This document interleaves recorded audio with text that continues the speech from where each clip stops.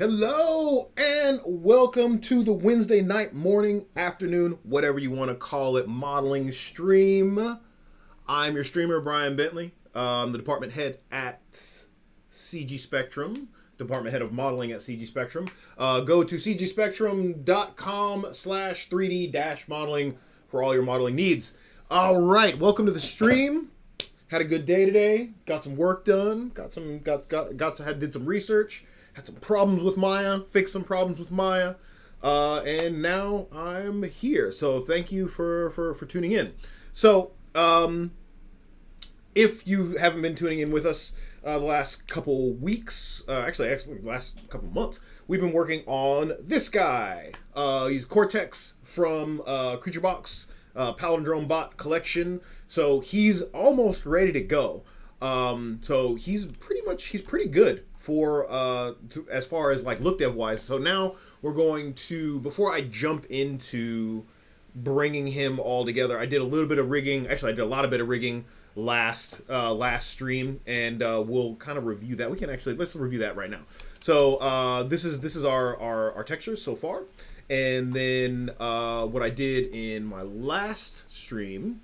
So let's set my recent project. That's going to be Palindrome file, recent files. That's going to be, let's see, open scene, and we're going to go and grab scenes, Cortex Rango 1.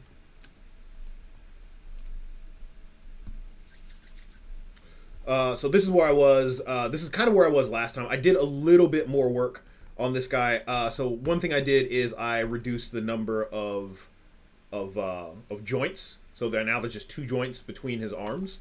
So that was a little bit easier to paint. And I did the same thing to the neck. That's kind of the biggest thing I did. I just found it easier to control this with less joints than more joints. The other thing that I noticed was as good as any rigging system is, it has limitations. So no matter what I did to this thing, I could not get this orientation to point out. So if you remember before, his feet were pointing out. So I just moved his feet in, and so now that orientation will match with the feet. So sometimes your concept pose and your rigging pose might be a little bit different. The geometry is exactly the same. The UVs are exactly the same. Everything will fit. Will still connect once we get to there. So so yeah, that's good. Let's see. Let's make sure. Yep. Okay. So that's the only really main thing I did, and so the neck is the same. It only has a few joints in between there, and then that you can control that as it is. So that's what I did between the streams. But so as the title suggests, today I'm going to actually take a step back from this before I start to put all this together, because what a lot of times when you get to this point in especially if you're in school or if you're in if you're watching tutorials, when somebody gets to this point and they're like, all right, so spit out your meshes and bring these into so I think I lost my stream there for a second. So what I'm saying is I'm gonna take a step back, right? I want to talk about some like core fundamentals of basically imagery and shading, because the two things go hand in hand. So what generally when you get to this point in a project, or when you're watching a tutorial, or when you're in a class, the instructor or whoever just you just don't have time to show everybody everything. And by this time people are pretty tired and they're like, oh man, I just want to finish. And so generally it's like, all right, spit out these images and hook this to that and that to that and that to that and that to that. And you don't really know why. Like I find a lot of students and a lot of people just in general like this. The Hypershade is just a mystery. Hypershade in Maya is a mystery. Like the graph editor in Houdini is a mystery. The graph editor in Unreal is just like, it's like, why am I doing this? And a lot of times you're just doing things because someone told you to do them without really knowing the underlying reason.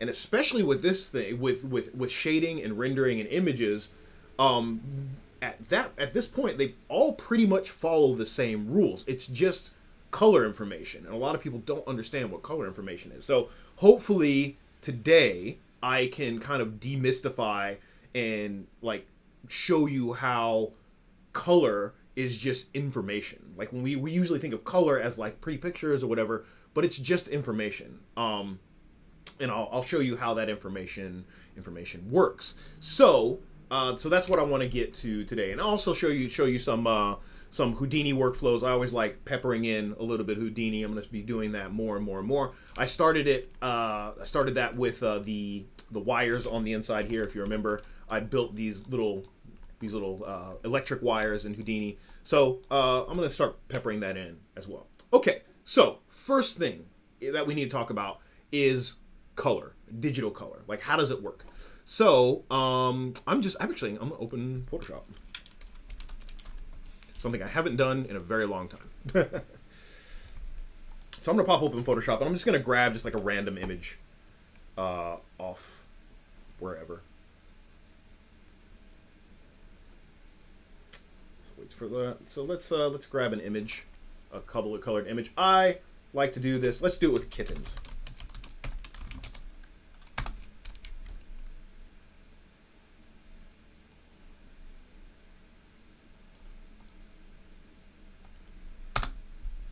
Everybody likes kittens. Everybody likes images of kittens. Okay, so let's find an image. Ah, this is a good one. Here we go. Boom. Nice and big. Let's just do a new tab.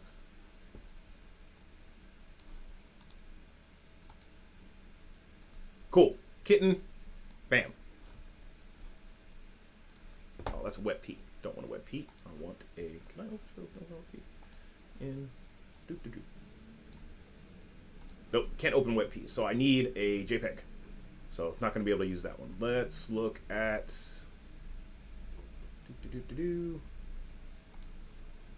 oh god, what is that? Alright. Alright, we'll use this guy. Yeah, that's a JPEG. That'll work. Doesn't really matter. Everybody likes kittens. Okay, so when we look at this, we think, hey, look, there's a kitten. This is not what the computer sees, right? This is not what the computer sees at all. So, where we can see this is most people are like, okay, RGB, what does that mean? Okay, what does that mean? It means red, green, and blue. So, most people, when they first start using Photoshop, they use the layers palette almost exclusively. Sometimes the paths, but very, very rarely the channels. This is like a mystical thing. Right? So what the channels is it shows you how much red, green, and blue is in any one image. So let me take a step back. I'm going to take a step back from, we're going to call this dude Snuggles. We're going to take a step back from Snuggles, and I'm just going to make a new file. And if I fumble, it's because I don't use Photoshop very much. I mostly use Nuke for all my stuff. And maybe I'll even show you some Nuke stuff, but I haven't really done a lot of compositing lately, so let's just do 512 by 512, shall we? Pixels.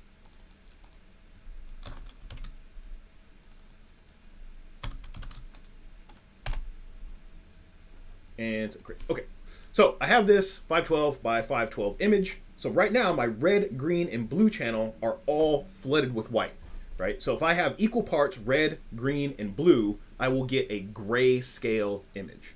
Okay, so this is really, really important, and it seems really wax on, wax off. This will get very, very interesting very quickly, right? So if I take my my image and I just put a solid color, and I take that solid color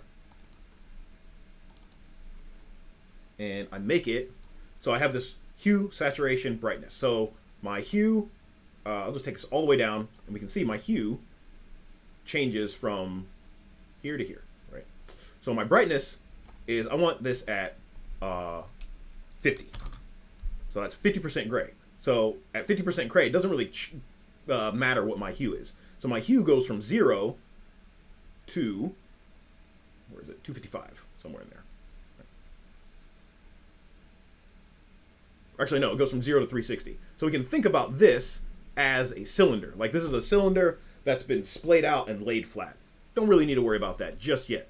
But, so my brightness is at 50%. So if I say okay, now if I come back and I look at my channels, actually I'm going to pull this off so we can always see it. So we can always see what's going on in our channels. Okay, so with my color at 50% gray, I get 50% gray, 50% gray, 50% gray. Okay, so any part, any grayscale, you're going to get equal parts red, green, and blue. So if I move this up and make it brighter, so let's say 90%, so we can see this change. These are all always going to be the same. Now, why I start to bring in color. So let's start to bring in, so I'm on red, I'm going to start to bring in red. So I'm going to start to move this.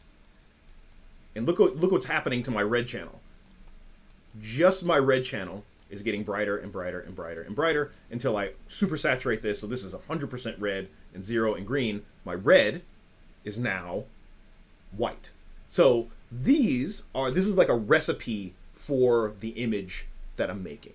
And you might be saying, oh, this is the modeling stream. How does this matter to me? Because we can use this as, you can use color as information.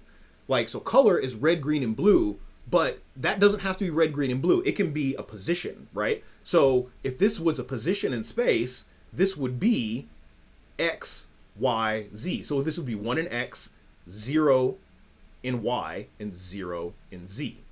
So you can see how this can become very, very, very powerful. And I will relate this back to Substance Painter, something that you've probably worked in. If you've done this a lot, you've probably done this a fair bit. You're like, oh, you bake these maps, and you bake that normal map, and you make that position map, and you're like, okay, well, those are those things, but you don't really know what they're doing. So once you understand what these things are doing, you can be incredibly, incredibly effective. You can move from, this is how I'm able to move from Maya to Substance Painter to Substance Designer to Houdini, because these base level competencies they don't change between softwares. They're always the same. So you can kind of figure out your way through like new systems. Okay, so that's that. So now what we can see, now watch as I move my color slider. So if I move my color slider to my hue slider, actually to green, watch what happens when I let go of this. Boop. Now my green is, now there's a little bit of red in this because I'm not all the way in there. So let's put green, let's put red at 0. So that's 100% green. So now my green is white, my red is black, and my blue is black, right? So this is how much green. This image is all green and no red or no blue. Same thing with blue. So if I come here to blue, right? So now this image is 100% blue. Blue is all white. Green is black. Red is black. Pretty straightforward. So you're like, all right, well, why? How does this work, right? Like, so how do these things combine together? So I'm gonna get rid of this color fill again. Go back to all white. I'm talking really fast because this kind of stuff it's really important. It's really important. Once you understand like this, you can understand almost all of computer graphics to an extent, as far as data goes. Okay, so next thing I'm going to do is I'm going to create a gradient.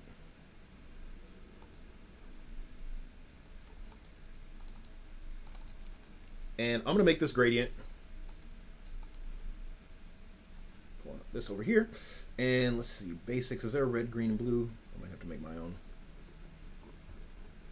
Yeah, I'll just make my own. So I don't want, so this is my opacity, so I'm going to set that to 100. We'll get to that later. So I want this one to be at 50, this one to be at 0, and that one to be 100. So this gradient, I want this to be 100% red. So max this out, max that out. So that's red. So, okay. This one,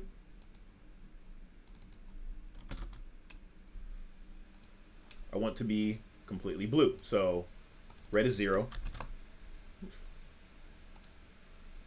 Red is 0. Green is 0. Blue is 255. Okay. And then this one, I want to be, actually, we'll make this one. So let's keep the moniker going. Red, green, blue. So this one, I want to be 100% green. So red is 0, green is 255, and blue is 0.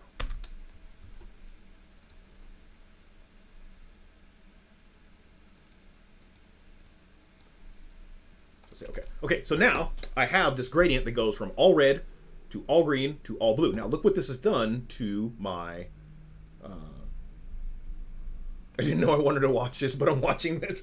Yeah, most people are like, "Oh, that's boring. Like I never want to. Like it's stupid. It's just like solid colors." But these small building blocks become very important. They become how you build bigger, more complex things, and we'll get to this in a minute. So, so here we go. So we have red, green, and blue. So if I look at my red, right down here is 100% red. So this guy is all red. This is green, so this is all green in the middle. So this is all green in the middle. But let's see if I can get bigger. Get bigger. Panel options, maybe. Oh, maybe I need to close this. Oops. Lost my color gradient. Let's build that again. Sorry about that. So good, and that. This is going to go here. That doesn't have to be. So this is going to be red. 0, 0. It's going to be green. 5, 0, 0. Okay, and this will be blue. 0, 0. 255. Okay. Great. All right. So our green is bright here. So like if we look at here, so let's do panel options. I want to do large. There we go. So our green here is half red and half green. So it's 0.5 red and 0.5 green. And if we get really, really close, it's going to look kind of like this yellowish tone. So it goes from this bright red. And you can actually see, if you look over here, you can see this little slider moving. So I go from bright red to a yellow, to a bright green, to a magenta, and then to a blue. Okay? So this is data, right? This is between, so in general, we think about this, we can think about color in two ways. We can think about it from 0, which is black, or 255, which is white. In general, though, we think in computer graphics, like especially in Maya and Houdini and things like that, we think in 0 to 1. We think in a normalized state. So that's called normalization. That's a huge concept. Normalization. So because if we normalize something, if we have something that goes between 0. What is this?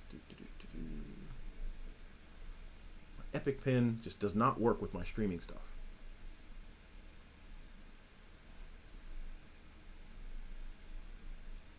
Okay. Well, my Epic Pen isn't working today. So if we go between 0 and 1, right? If we multiply that, any of those values by any number, that becomes 0 to that number. And this is very, very powerful. Like I can stretch and compress data as much as I want. Okay.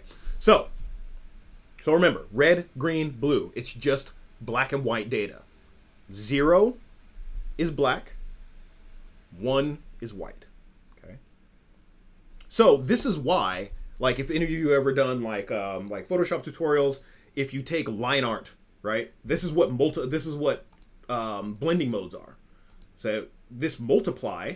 So I'm taking this multiply here. I'm multiplying this red, green, and blue value by what is underneath it. So, for example, if I want to darken this thing down, I can take another solid color, right? And if I make this a black and white value, so let's say I want to darken this by half, or about half, so that's 50%. So we know that any number multiplied by 0.5, which is 50% gray, is going to get half of its value. So if I set this to multiply, right, look, everything has gotten darker. It's gotten half as bright. Okay, so we can build these things. If I set this to just black, right? Black is 0, right? So 0 times any number is 0, and 0 in computer graphics is black. If I set this to white, white is 1, right? 1 times any number is that number. This is so much of computer graphics and visual effects. It's just building. This is how we mask things out, right? So if I want just half of this thing to be this color, I can make a mask. Now, what is a mask? A mask is a black and white value. Just like we've been doing in Substance Painter, we've been making these, you make a black mask, you make a white mask. That's what's happening here, right? So we're taking this mask, and this mask is determining with a black and white value where this guy is. So we're masking this operation. So if I take my pencil here, and let's paint in white, or actually let's paint in black, right? So this guy, if I start painting in black, I'm basically, what I'm doing is I'm multiplying my multiply, right? So I'm multiplying this 0 to 1 against this guy, and then I'm multiplying this 0 to 1 against this guy. It's really, really, really, really powerful when you understand how this works. Okay, so enough of kind of theory stuff. Let's look at this. Let's go back to our little kitten person here. So if we look at this, right, this is, if we look at, let's look at red. Where are the brightest reds? This nose here, his little nose right there. Bang. That's the most red in the image, right? The other parts that are red are going to be like these orangey colors in here and in here. So if we go and we look at our red channel, so let's turn off all our channels except for our red channel. Look at this. The nose, which is red, is super, super bright. The orange parts, right, are a little bit less bright, but they're still very, very bright. Okay? And then this back wall is also very yellow, which is going to have a lot of red in it. Right? So if I start to color pick this,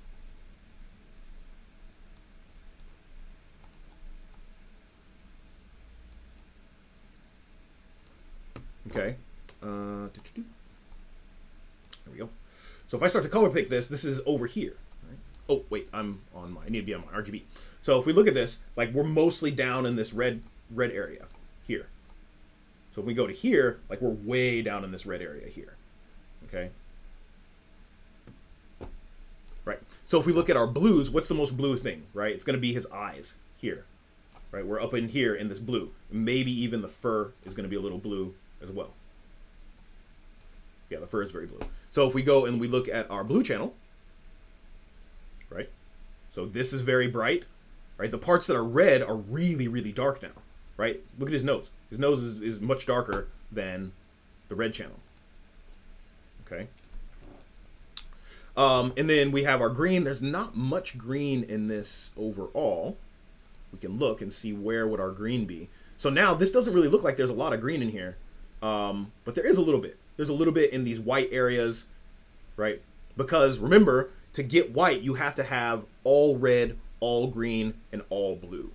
Okay, so these white areas, and right, this guy is very pastel. So even though it's mostly red, it's also a bit of blue and green to get up to that kind of very light color.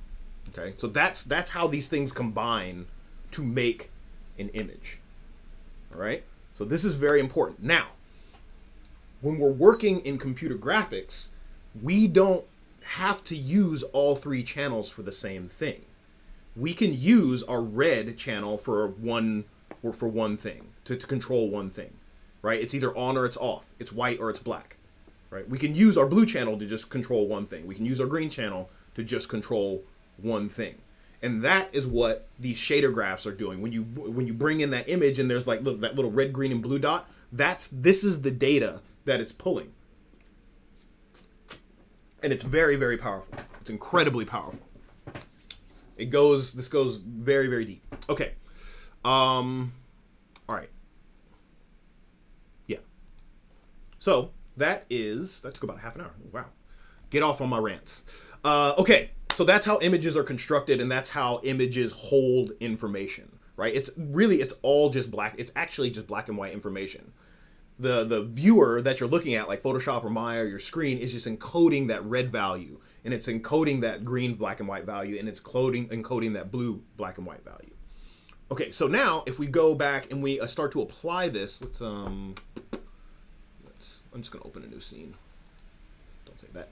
So if we start to look at this in the context of Substance Painter, this becomes incredible. And like your alpha channel, right? Your alpha channel is also just white to black, 1 to 0. So that's what all of this is doing, right? So this is my alpha channel, right? Black and white. It's multiplying wherever this glow should be, right? So it's multiplying that glow here by 1 and everything else by 0. So that's destroying it.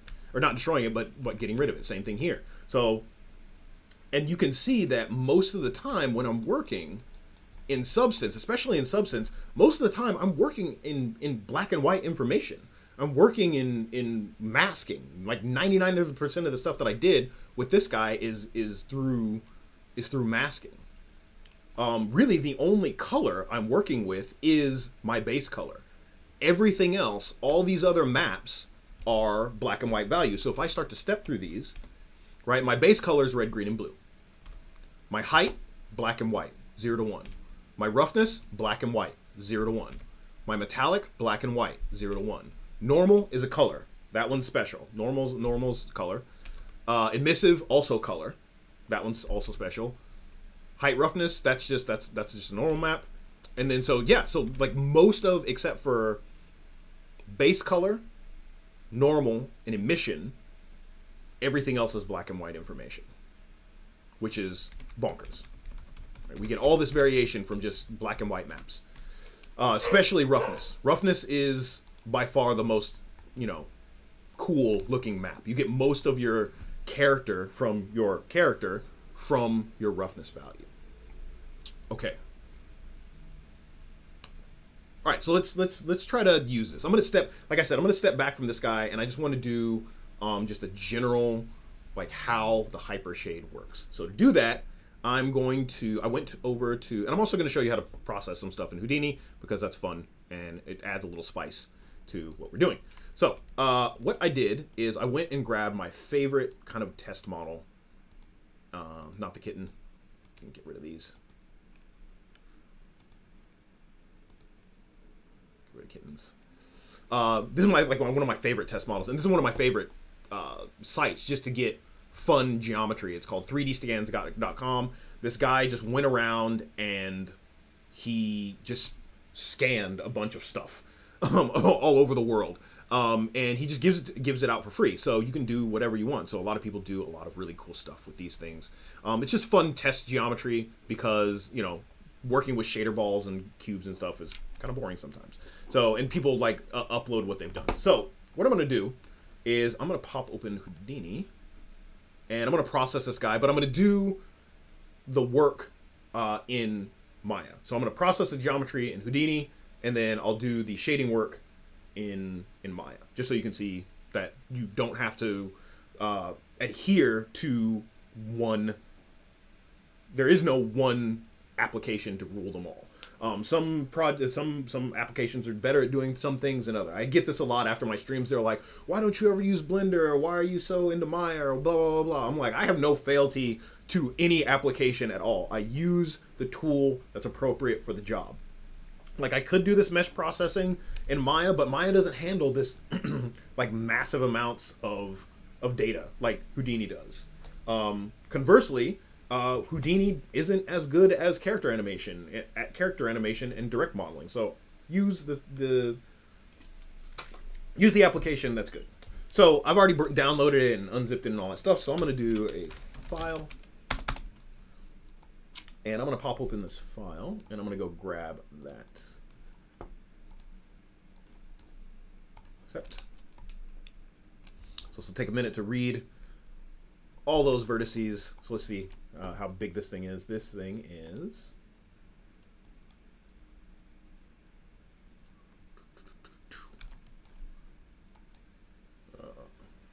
it's about almost 1 million primitives, which Maya will definitely not be able to handle. It's also inside out and upside down. I don't know why. So let's fix that first. So I'm going to throw down a transform. If I can spell transform. So I could rotate it in, let's see, I wanted to face forward in Z. So let's rotate this 90 degrees in Y. Make sure I'm viewing this.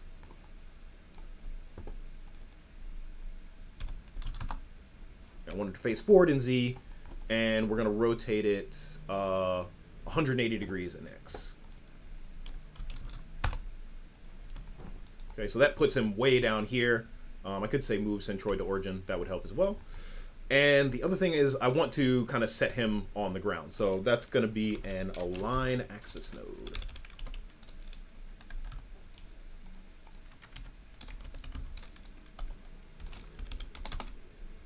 So that should give me, yeah, so that'll put him on the ground. And let's see how big he is. I want this to be about the size of a human head.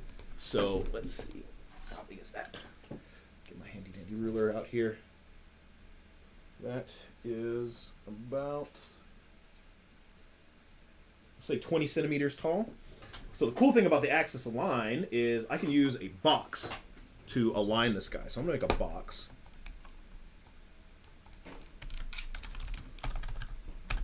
Now, in Houdini works in meters, but Maya works in centimeters. So I'm just going to pretend, because I'm just going to spit this out as an OBJ, I'm just going to pretend this is, these are centimeters.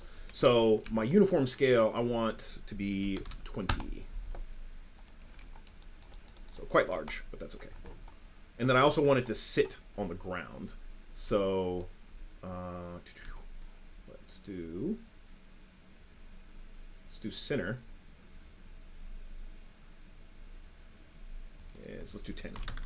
I could do it procedurally, but that's fine.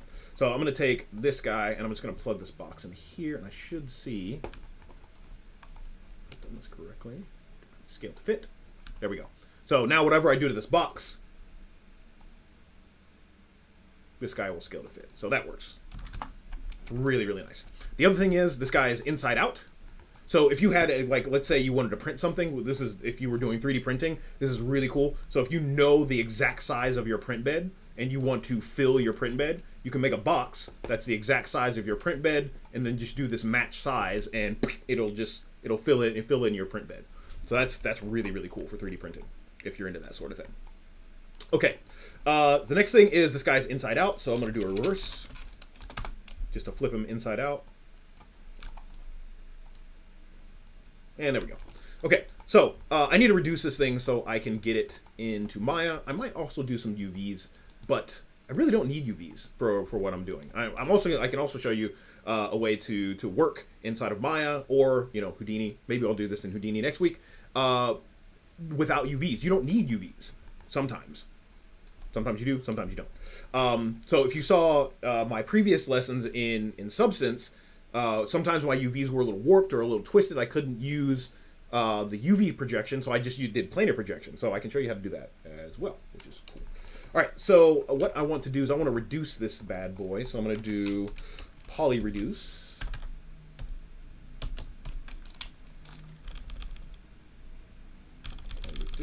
So what poly reduce does, there's two ways to make new geometry in Houdini, which is there's poly reduce and there's remesh. So poly reduce tries to, and this one might be a little heavy, so I'll let it cook for a second.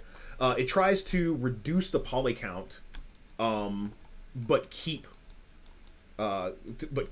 crisp edges. So if I say, let's say 50%.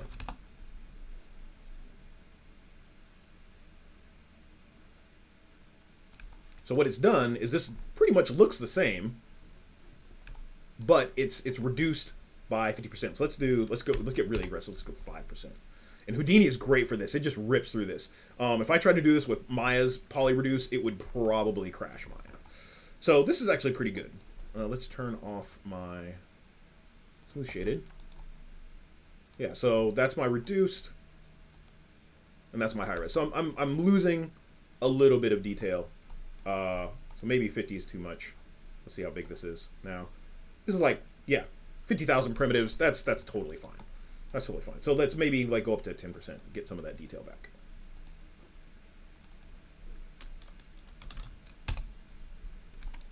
Yeah. And we could probably like bake mesh maps and like I could bake maps inside of Houdini. Actually, yeah, do I want to do that? Sure. Let's go ahead and do that. So let's bring this up. Let's do it like 15%.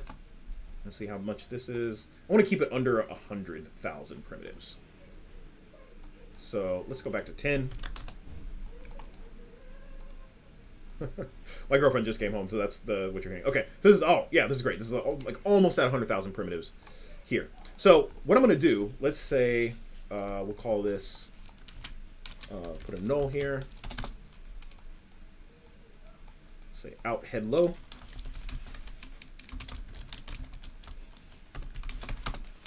And this one will be out head high.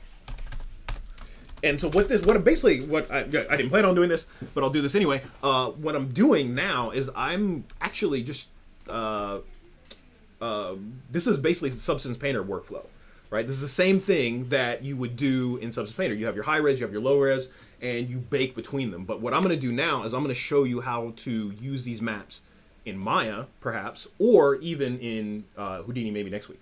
So the concepts are universal. What I'm trying to get at is there's nothing magical about Substance Painter or Substance Designer.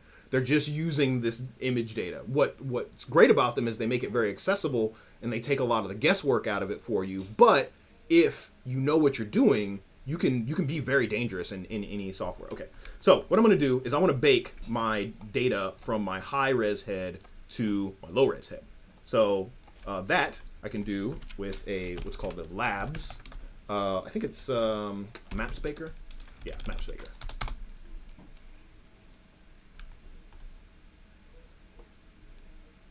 Why that's, oh no.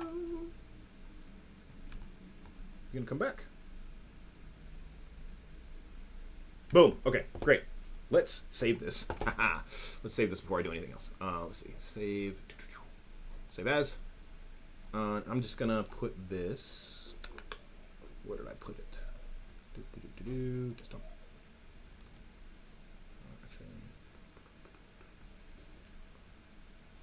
I'll just put this on the desktop. So we'll say head bake.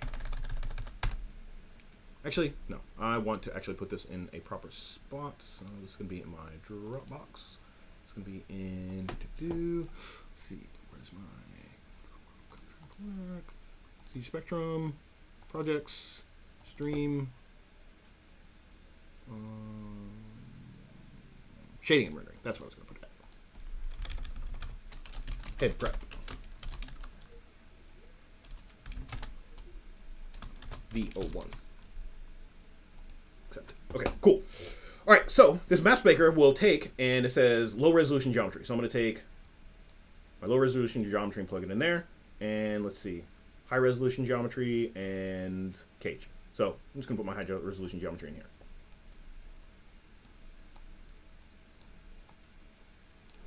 So a lot of students are like, oh, what is baking? What is it doing? This is what baking is doing. It's taking a high res, this super high res detail, and it's going to find the difference between those and encode, once again, encode that information into an image.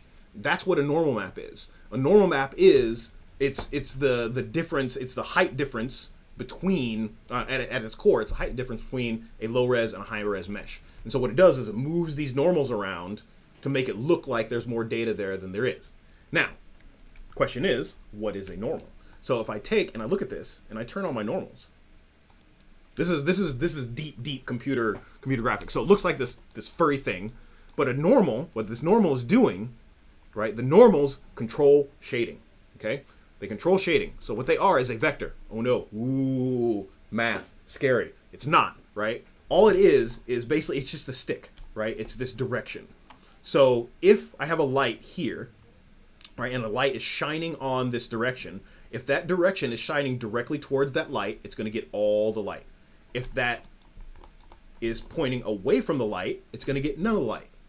That's it. That's what a normal does. It determines lighting. And the cool thing about Houdini is is I can freely mess with my normals as much as I want. So what it's doing is what the map baker is doing, what any baker that bakes normal maps, is it's looking at my high-res geometry. This looks so cool. It looks like fur. So it's looking at the normals in my high-res geometry, and it's trying to it's building a correspondence between those normals. So it will edit these normals with an image, with a red, green, and blue image. Okay, so that's what it's doing. So if I go to my Max Baker, let's look at, so my output directory is going to be my, wherever my hip file is, I just named that, render. I don't want hip name, because that'll change. I'm going to call this demo head. And then my channel. So my channel, so I want to generate, so I want to transfer, let's see, I want to transfer, actually maybe I'll build all these things. So I'll take, let's see, resolution, let's do 4K. That's good enough. And we'll say, I don't have any color. I want to say, this is transfer. I want to generate vertex color. I don't need vertex color. I don't need, I'll take ambient occlusion. I'll take thickness. I'll take curvature, world normal,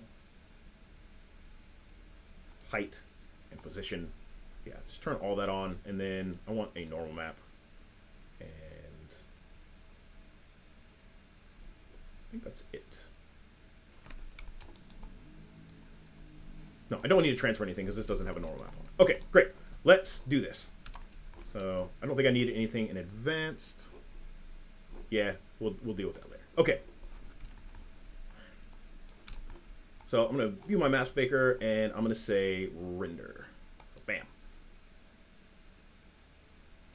So this will take a minute to transfer. So looking at my load, it's creating all those images for me.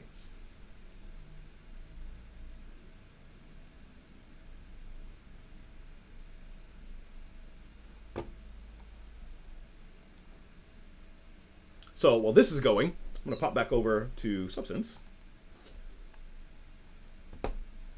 And so let's actually look at some of the maps that Substance builds, because these are pretty much the same map. So if I scroll all the way down here to Mesh Maps, so this is my normal map that I built. So this here, world, space, normal. So if I view this, so this is my world, space, normal. So this is what this is saying is, which direction is this object facing? So if I look at this from the very top, like this turns bright green. Everything that's facing upwards becomes green, right? Because red, green, blue. Green is Y. So if I look at this from the bottom, everything is almost like this magenta color, right? Because the opposite of green, if we go straight across, is magenta, okay? So if we look to the right here, let's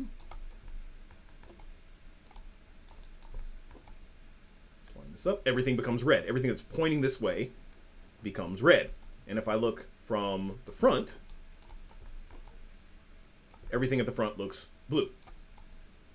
Okay? So this is basically telling me, this is encoded, and this is an image, right? If I look into my, let's see, where am I at? There's my project. There we go. So if we look at these guys, let's go find that. World space normal. There we go. So that's just, it's just an image. It's an image that's telling the system which way stuff should be pointed.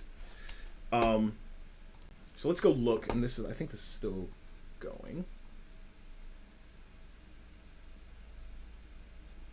Yeah, so that's still running.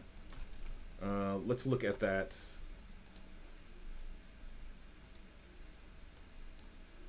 See if any of these are done yet.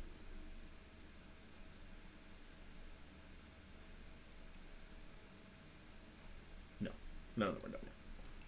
So I might actually interrupt this and just do it.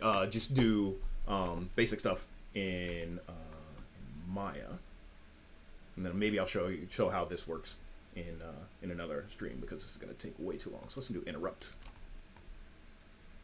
Okay, and actually maybe we'll bake at, we probably don't need super high resolution. Let's do 1024.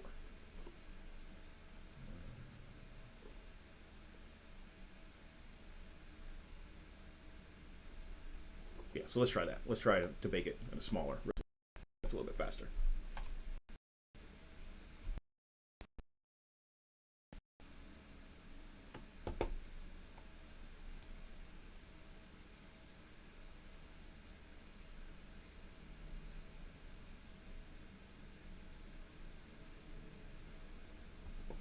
So I may even reduce this high head down just a little bit for speed. This seems like it's moving through quickly, though, at a lower resolution.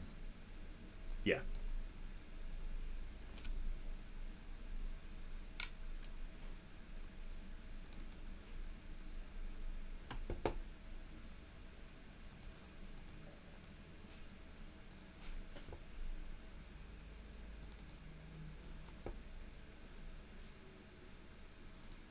Oh, that's why. Okay. Haha. I do need UVs on this guy. Because that data needs somewhere to go. This guy doesn't have any UVs right now. Joys of live. Joys of live. Joys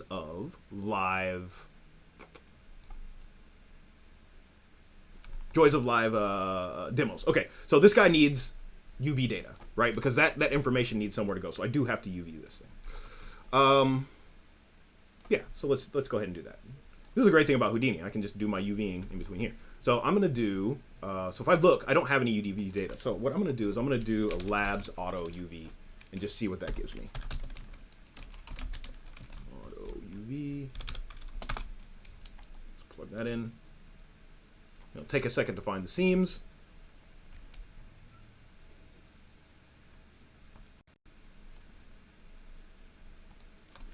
And let's view. All right, not bad. So I have a bunch of overlapping stuff. So let's say,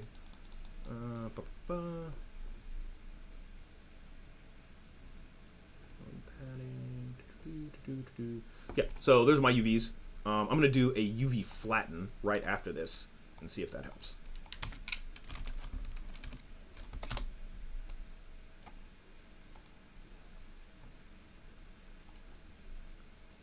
Preserve seams.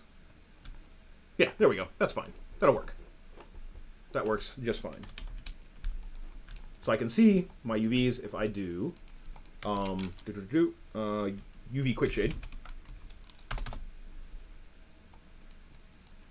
There are my UVs. Not bad. And that is bonkers.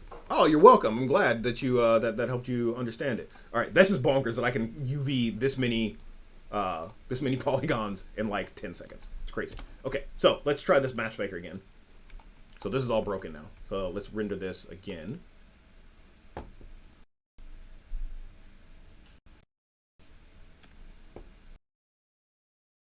Taking so long the first time, it was like, oh, I'm trying to write to something that doesn't exist.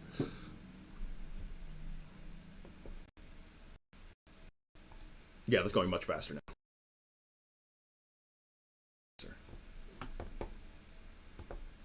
I'm going to go and find that folder, and let's see the result.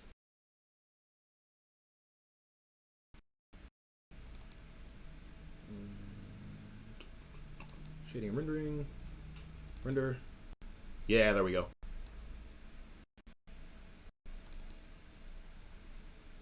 So here is our ambient occlusion. So you can see that head there. That's our ambient occlusion. This is, I believe, this is our curvature. So once again, this is all just encoding this stuff in black and white values. So curvature is, it says wherever it's dark, there's not a lot of curvature.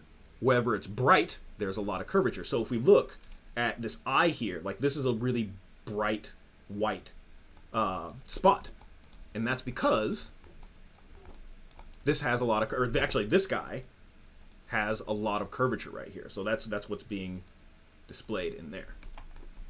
So this is kind of blotchy because, this is kind of blotchy because I'm baking at a really small resolution, and I think I'm baking at really, a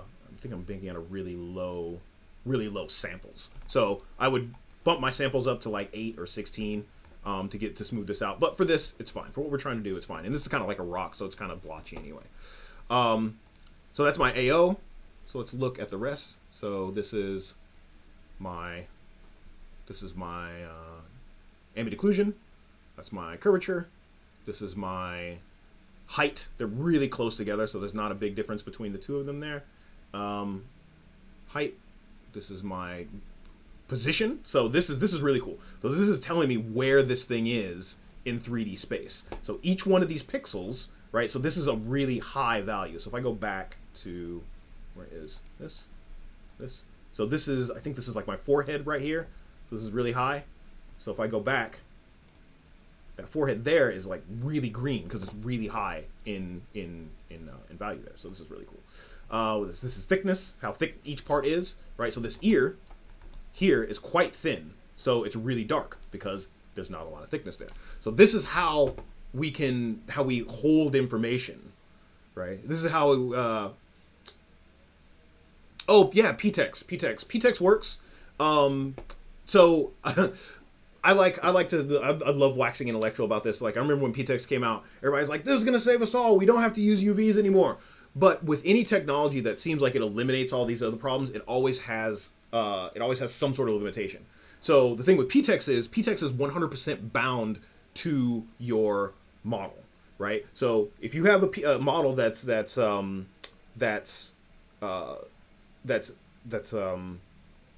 with PTEX, if you change anything about that model, all that data is gone, right? It's 100% bound to your point order. Okay, so I mean there are tools to transfer PTEX data between models, right? But that's the limitation. Also, PTEX, you can't have any triangles and you can't have any ingons. Everything has to be quads. So it's give and take, right? There's no magic bullet that's gonna fix everything. So, and like not all companies use PTEX. Some companies still use UVs. I know Disney uses PTEX. For a long time, a really long time, DreamWorks, like I think up until like Kung Fu Panda 1, was still using NURBS. So there's tons of different ways to tackle this stuff, right? So it's not, once again, it's not about this thing rules them all. It's what's the best tool for the job at the time. So that's cool. All right, what else do we got? We have our world normal. So this is basically where this thing is pointing in my world space. And I think that's it. So let me go ahead and I'm going to try to, let's just do a normal map and see what this gives us as well. We'll just do one more bake and then we'll move along. So actually, I can turn all this stuff off and I'll just bake that normal map and see what it gives me.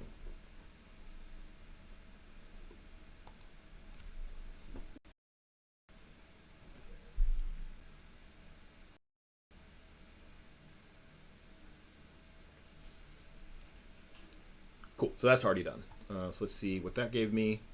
And that would be my normal. Right, so great, this is awesome. So this is the normal map between, so this is that data between my high res and my low res. So it's a little chunky, right? So I can say, instead of that, I can say, look at my normal. And so this is my normal data between those two things.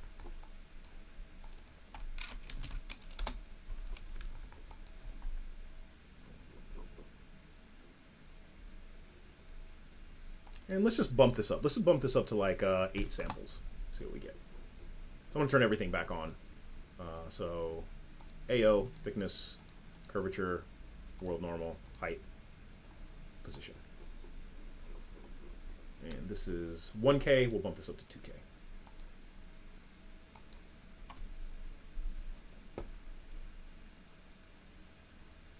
And so this is exactly the same, maybe not exactly the same process under the hood. It's the same theory as what you're doing when you're baking these maps in Substance Painter. And in fact, some people I know like to do so much in Houdini, they'll just skip the baking step and they'll do all their baking in Houdini and they'll just dump those images into Substance Painter and then have at it. Either one works because once again, it's just baking in information. Just it's encoding information into an image, and once that information is an image, like anything can read it. Photoshop, you know, Maya, whoever, right? Because it's just pixels. Did I run this? Render.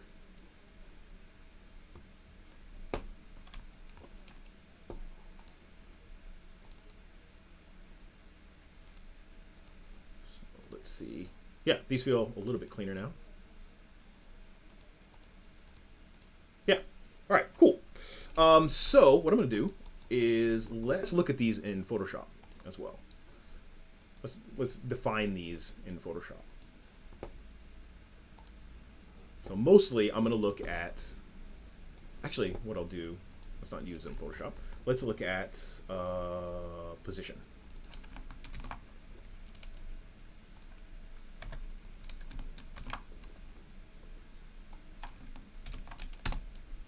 Look at this. As we get higher and higher and higher, we're getting more green. As we get more towards the right here, we're getting more red. And as we get more forward, we're getting more blue. Okay, so that's encoding my position in an image. Okay, so last thing I'll do is I'm going to, let's do, normal map is really crispy.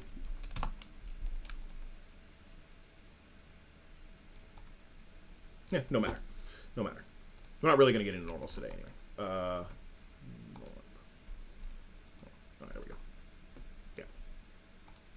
Put this back to AO. The next thing I want to do, close. Ooh, fatal error. Too much talking. Yes.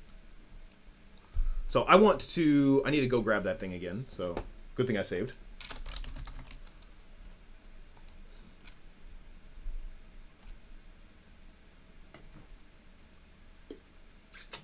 So while that's opening, we can look at this stuff in Photoshop. So if I come and let's grab that position. Actually, we'll look at the world normal. Let's look at this world normal. So if I go and I look at, where's my window channels? So look at my channels. If I look at my red channel, this is all the stuff that's facing to the right, right? Because this is my world space normal. So this is the right side of the face. It's very, very bright. This is the left side of the face. It's very not bright. So if we look at blue, we should see the front of the face. The thing that was facing forward is very bright. All the stuff that was facing backwards is very dark. Green, so these rocky parts where it was broken are mostly facing upwards, right? They're very, very bright. If we look at the underside of the chin here and down, this is like, I think this is the bottom of the neck here. This is all very dark. So we've encoded where all this stuff is in a 2D image. I can't tell you how powerful this is. And I'll show you how it can be powerful as well. So let's go back and let's go and file, because I need that open. Let's see, that was in my Dropbox.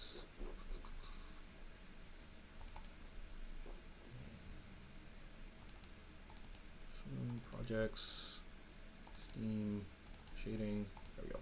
Accept.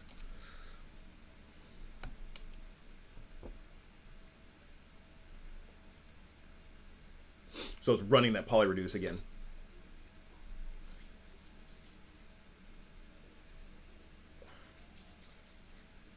All right, there we go. So actually what I can do, I'm going to see if I can open crash file.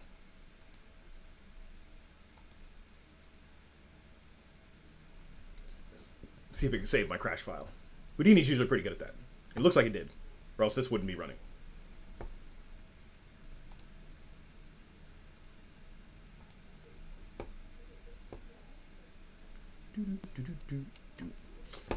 If I was to do this in production, I would write these things out as, well, that's what I'm gonna do now. I'm gonna write them out as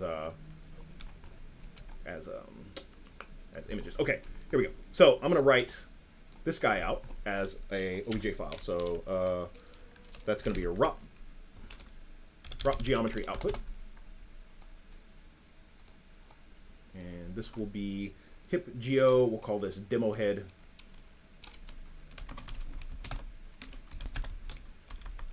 Current frame, don't need, yeah, we'll just call it demo head.obj. And it's going to go into geo. So I'm going to say save to disk.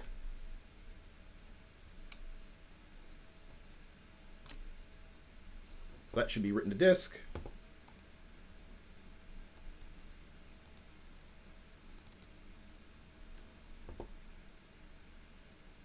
Cool. So now over in Maya, I can just drag my demo head in, whap, Easy peasy.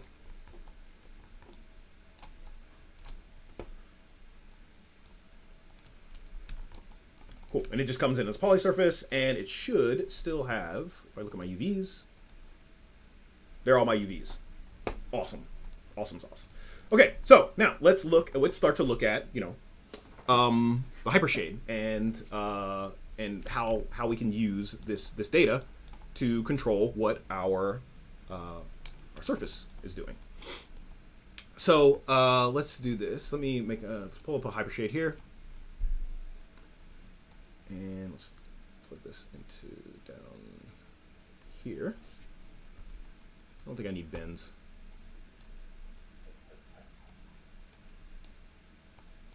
This is where screen space becomes very, very precious. I'm going to be doing some, I'm going to do some rendering as well. So I'm going to need my Arnold, and I'm going to say my Arnold render view, and that's going to go over here. No, I want it to go to the left.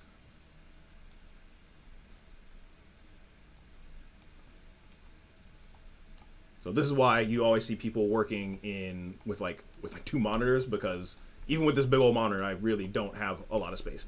Okay, so let's set up my render. So first thing I'm going to do is I'm going to give this a new material, and I'm in Arnold, so I need to use an Arnold material. So I'm going to say shader,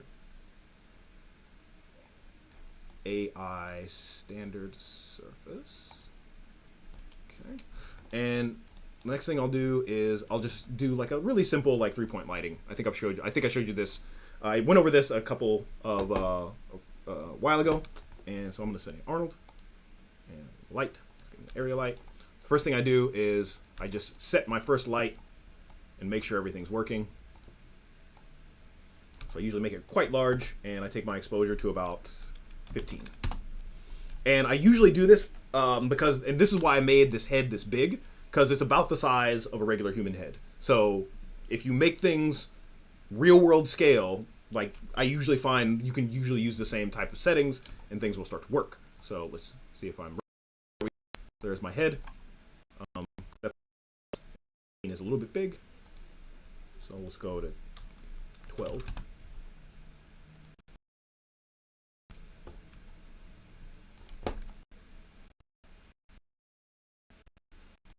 So that's pretty good. The other thing I'm going to do is I'm going to do render, and I'm going to go to my render settings, and I'm going to take render. I'm going to say test resolution. I'm already at 10%. It's fine. So this is really close. This is a super bright bulb next to this dude's face. So let's pull this back a little bit.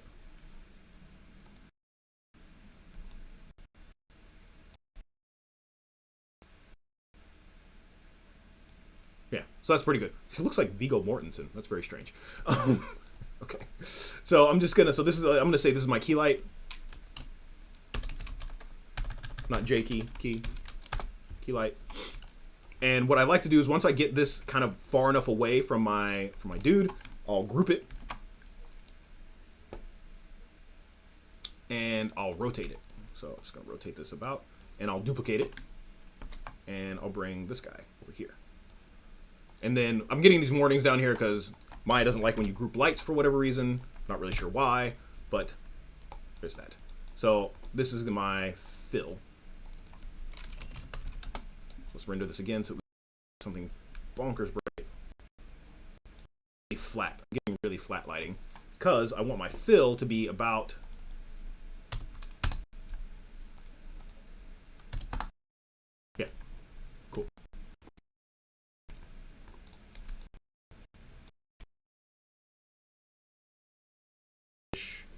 a render camera. So that's what I'll do now. So I'll say create cameras, camera. And this may seem tedious, and I could have done it, outside of the stream, but like a lot of this stuff that's tedious, like people don't show you because it's not sexy.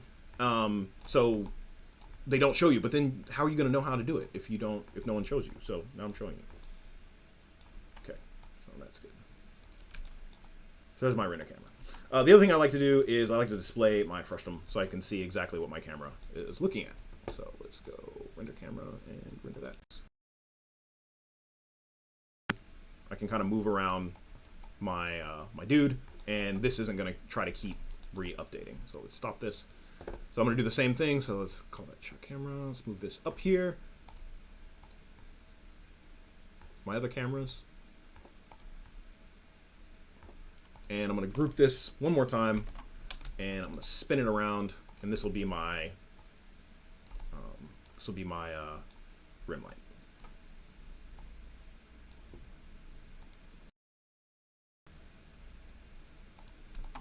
Forgot to duplicate it. So let's duplicate this. Spin this around. That becomes my rim light.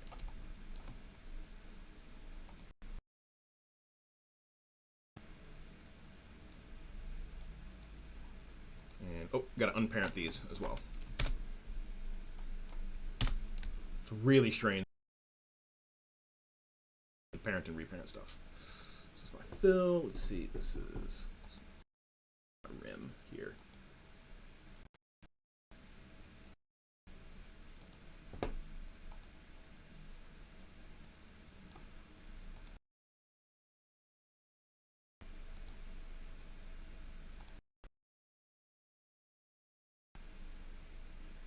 Yeah. I try not to do a lot of rendering, but like there's only so much I can. Oh, the other thing I can do is I'm going to turn on my CPU, and that might actually help. Let's do this. Or my GPU render. Let's do. Yeah, that's much better. That's much faster. Let's do 10. Yeah, that's way better. So if I'm on my CPU, it's fighting with OBS. If I'm on my CPU, everybody's good.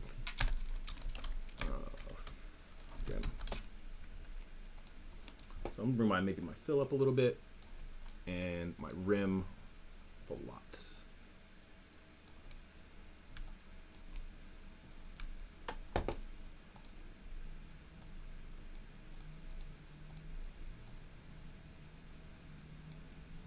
Cool. All right, this is a good lighting setup to start testing my my materials. Okay, great. So that works. So so I have my. Let's drop. I'm not going to make any new. So I don't need a browser. I just need just this guy. So this is my AI standard service. So let's get rid of these and stop rendering.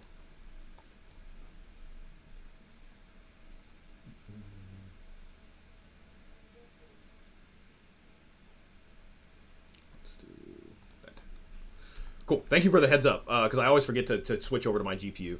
Okay, so let's start to use these. Let's see what we can do with these maps and certain things that we want. So first thing is, let's say I want this thing to gradate from one color at the bottom to another color at the top. And for this, I'm actually not going to use my UVs.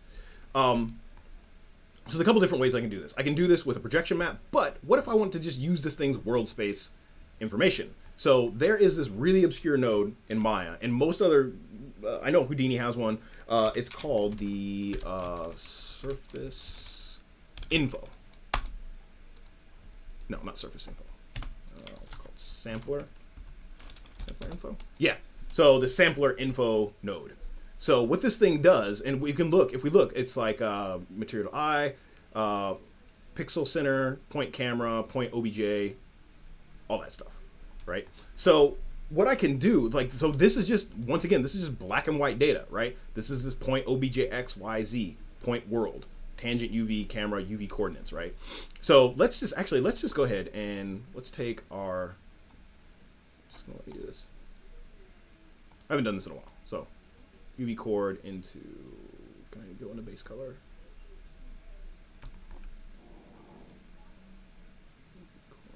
Red. I may have to do this in the connection editor. There's a reason I haven't done this in a long time. So I'm going to say, let's see, UV chord, U, and I'm going to go into red. There we go. And I'm going to say UV chord,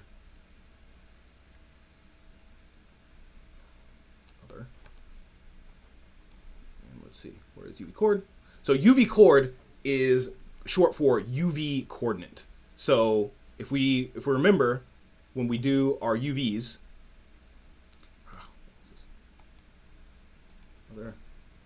UV chord, V chord, and that should go into green. There we go.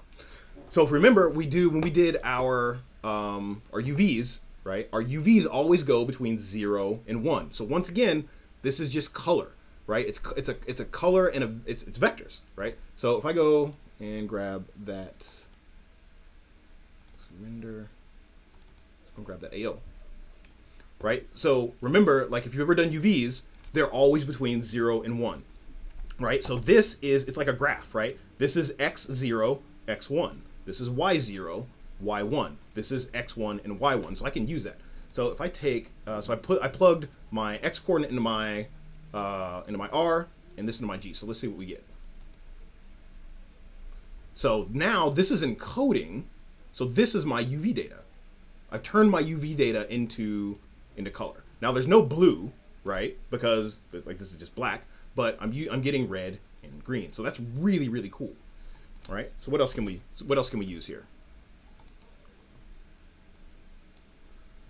Let's take my world position. Point world, X. Let's actually do point object.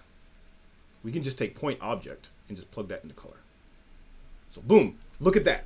That is almost exactly what our world space image looks like. So let's do a comparison. Okay, let's do a comparison. So this is my position. So I'm going to drag this in. So let's compare. This is my world space position here, and let's take my out color and plug that in. Looks almost exactly the same. This one's a little bit brighter, but this blue part here, right?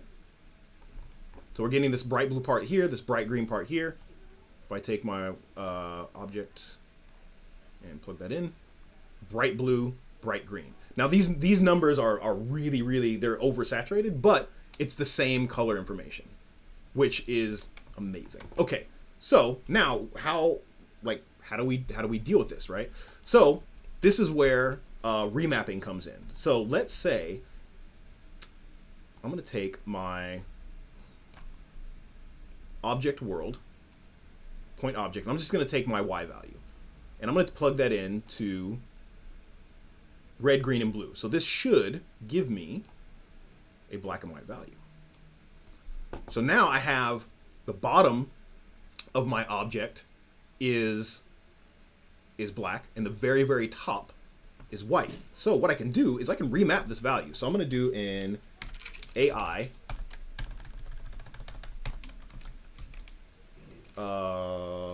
range, I think it is. Yeah.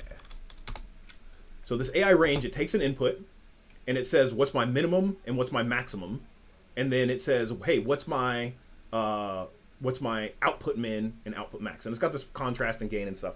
But what this is just a Photoshop levels file, or this is just a Photoshop levels operation.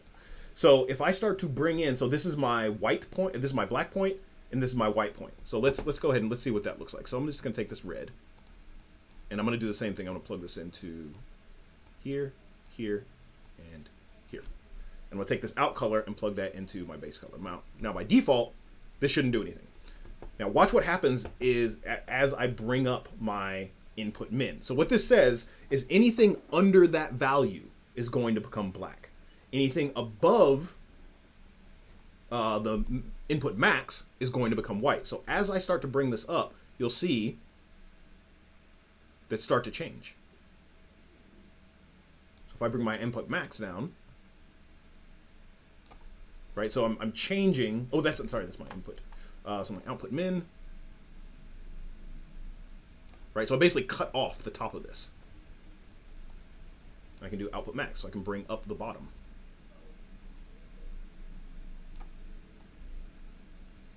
So really, really, really powerful stuff. So I'm not using UVs at all to do this. Like this, I'm just looking at where this thing is sitting in space. I can start to add my contrast, so I can make that line move around.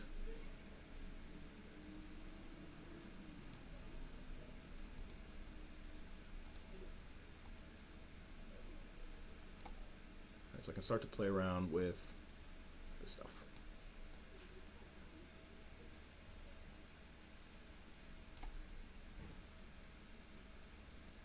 Right. So if you don't like sliders, right? So output min is 0, but max is 1. There's a bunch of let's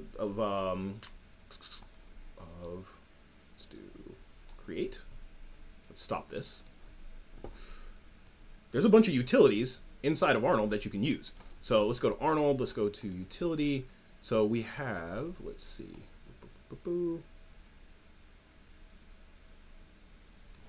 Actually, I'm just going to type it. Let's say AI value vector to map. Nope. AI. Let's see if we can just use. Let's see. I'm going to do Maya. Let's just do a remap value. I usually try to keep my own to using only Arnold nodes, but the remap value is really visual. So if I take that and I plug that into input value, and I'm going to plug this back, this out value. So value is 1. So I'm going to say here, here, and here. Let's render this again. All right, so this is back to normal. So if I take this guy and I start to scoot this up, I should see if it reads it. Maybe it will, maybe it won't.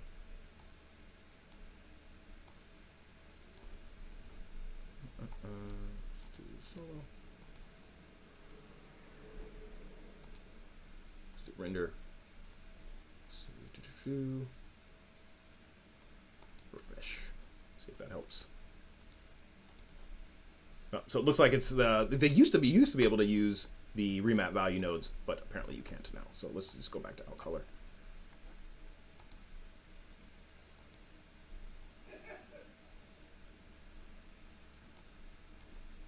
I may have to do a full refresh. Let's bring my contrast back to 1 and 0 and 1.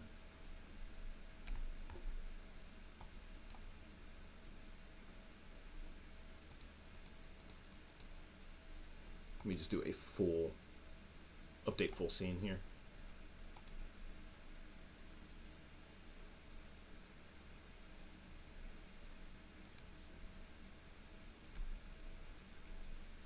Maya, why are you fighting me?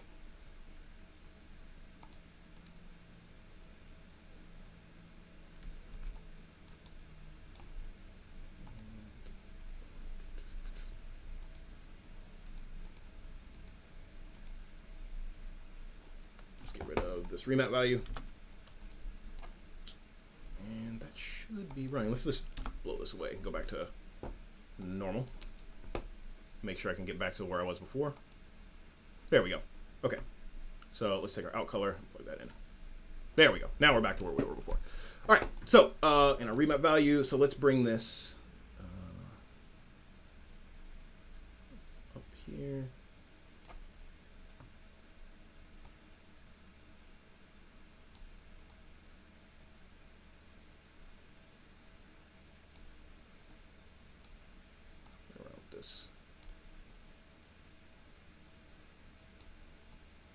I'm trying to get a crisp line.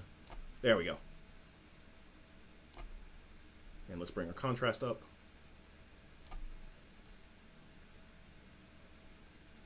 And so when people talk about like when I talk about like substance and stuff like that, so what substance does for you is it takes away this fiddling. Like it's building these values in so that it's easier to build these connections, right? So now what I can do is instead of my base color, so now I'm just gonna take my base color, put it back to black. So now what I can do is I can just have this thing control a color, right? Just like in Photoshop where you can do that gradient map, you can do the same thing in most software. So that's gonna be an AI, I think it's color mix. Maybe it's just AI mix.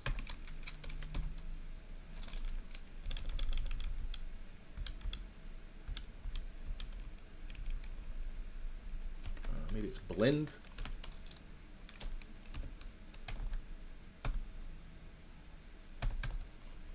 Let's look at my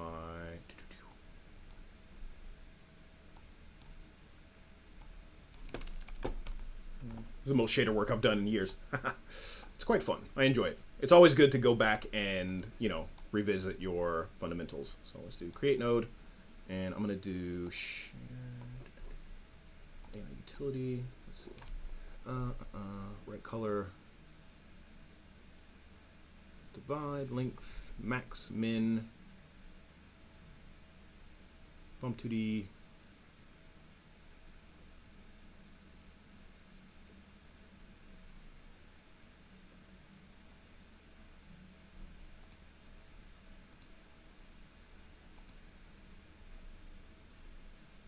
So I have to go to the Maya stuff. I usually try to find everything in Maya, or in Arnold before I look at Maya. Let's see. These are noises.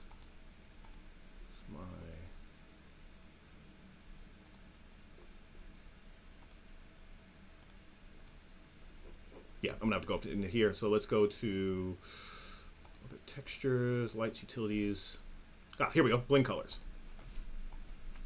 So if I plug this blend colors into my base color, I should get like a purple, right? Because it's blending halfway between red and green. So if I take this blender and I put this all the way to 0, right, that's going to be color 2. If I put it all the way to 1, it's going to be color 1. Now, remember what I was talking about before is that this black and white information is, you know, black. It's 0 and 1. So what I can do is I can drive this blender with this AI range. So I'm just going to take my red value and plug it into this blender, and boom, look at that. I have this. So I'm basically controlling. Am I still on? I'm on solo mode somehow. Let's turn off. Somehow turn. Oh, this turned to isolate selected. I want this to be basic. No, not basic. Shading. There we go. That's why I was losing my color. So this is really nice. So if I do, where is it?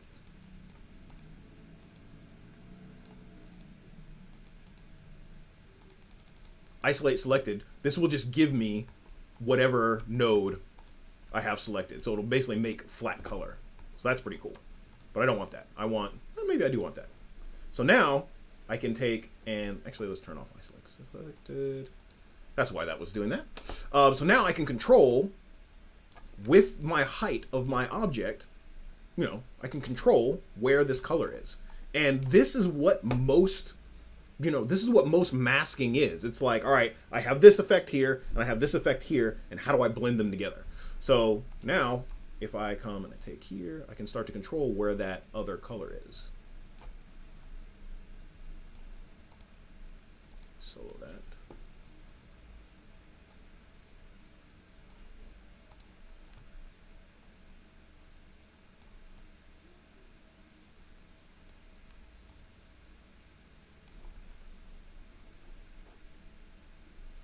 Right? So that's really, really cool. I find this kind of stuff. So this is what you're doing when you come out of Substance and you're plugging these values in. You're plugging this black and white information into your shader to control what is what. So let's take this as well. So let's plug this. Let's just take this and plug this into metalness, right? Because this black and white image, so I can plug this in metalness.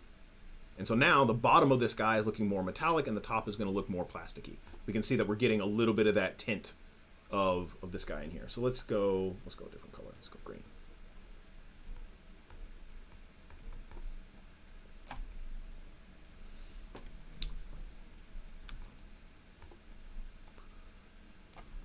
So now, like, we can start to do really, really cool stuff. Like you can, it's all just black and white information, and it's all masking. What else? What else can I do with this? All right, let's take and let's do a layered shader. So let's say I want like kind of like dirt and grime in these crevices, right? So what I can do is I can do, let's go back and let's do create node, and I'll go back into Arnold and I'll see if I can find a layered shader. If not, I'll just build my own. let's see, AI layer shader. So here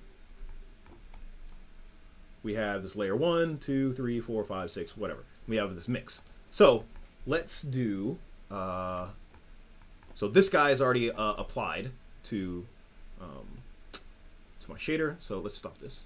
And I'm just going to take my out color of my layered share and plug it into my surface. There. Let's check and see what this does. Good, right. Because there's no data coming into this. So what I can do is I can enable my first layer, layer 1. And I'm going to middle mouse drag this guy into input. So that's input 1. Red, green, and blue. So I should get back to, yep, so this is exactly where I was before. So now what I can do is, I think they stack. I think layer 1 is on the bottom, then 2, then 3, then 4. So I'm going to do enable. And so that gives me layer 2. And so what I'm going to do is I'm going to put another standard surface in here. We'll see how this layer is on top. So that's going to be shader, AI, standard surface. Yeah. So now this is just like a regular standard surface that's sitting on top, just like a Photoshop file. So this is a layer, and then this is going to be a layer. We can get rid of this. Okay. So what I can do now is if I take this mix here and I bring it down, I'm going to get the layer that's underneath. If I bring it up, that's going to give me the layer that is on top. So what I can do is let's do, I'll just use a preset here. Let's just do something that's really grungy. Balloon, blood, brush metal. Actually, we'll do this. Yeah, we'll do a brush metal. We'll do replace this.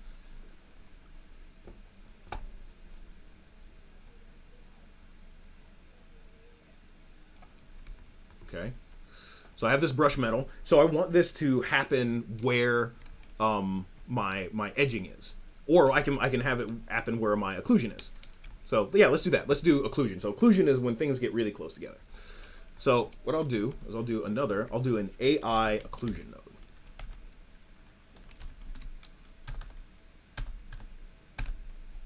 Let's do create node, shader, AI ambient occlusion. Boom. Maybe I'll just keep this up off the screen. So if I were to take my ambient occlusion shader and just plug this into here, we'll see what we get. Or I can do, let's just do that isolate shaded, isolate selected.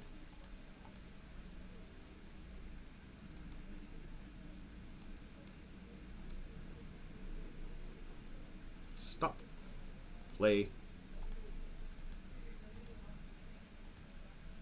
So I'm going to take my ambient occlusion and plug the out color into this color so I can see it.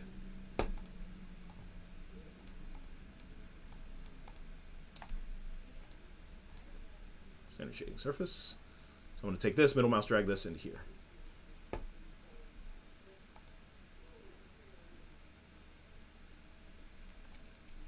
Should be getting update full scene. There we go. So I'm getting this AI, this ambient occlusion. So this is calculating this directly off of the geometry, which is amazing. So what I can do, so there's an ambient occlusion, so I don't need this. So I could use this as a mask, right? Because it's black and white information. So there is, in here, there's this mix. So I can use that in the mix, which is pretty cool. What else? What else is there? I think there's also a curvature and a dirt node that is actually pretty cool that we can use. And all this stuff is just used for mask. So let's do AI. Let's see, is it in there? Curvature? Yeah, AI curvature.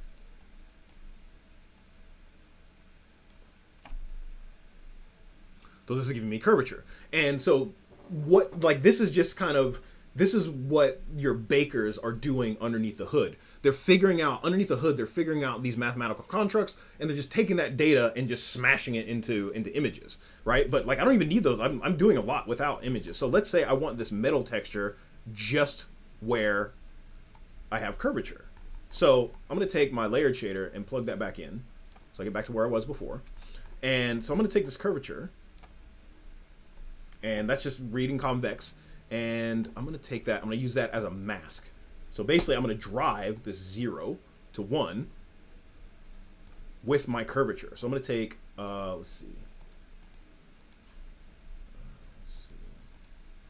let's take my output R and plug that into here, and it's going to ask me other.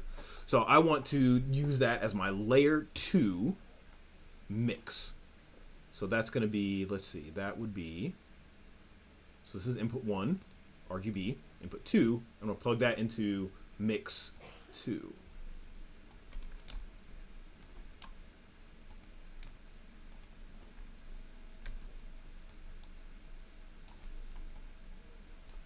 So just to see this, I'm going to plug this back in here. Make sure this is still working. Color. Right, so this is white and it's black. So what we can do, let's plug this back in. So for this, what I'm going to do is I'm going to make this a really, really garish color. So let's do balloon. And yeah, so we're seeing it a little bit, just a teeny little bit on those edges. So it's really, really faint. So what I'll do is I'll take my out color and I'll plug this back into here. And I want to make this more contrasty. And I believe there is a, so I can bring my radius, I can start to bring up my radius, and I can bring down my spread.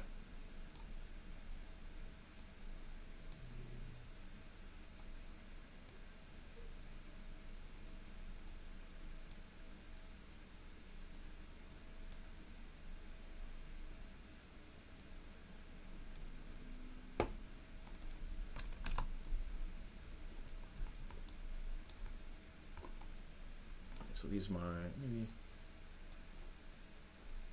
So what I can do as well with this is I can use another one of these AI range nodes.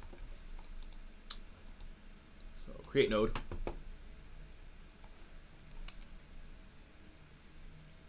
And let's go look at Arnold's. Let's stop this before something breaks. Let's see, utility.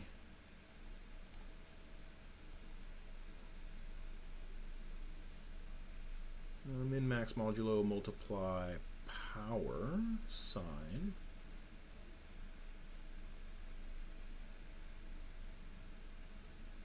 There's my AI range. Let's see, round corners, trace sets. I think range is going to be it for me as far as Arnold goes. Yeah.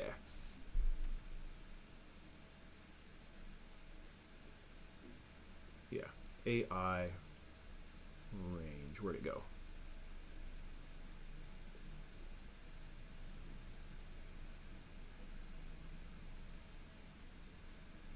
Could also possibly use a ramp RGB. So we'll try both of these. We'll do a range and a ramp RGB. See what those gives us.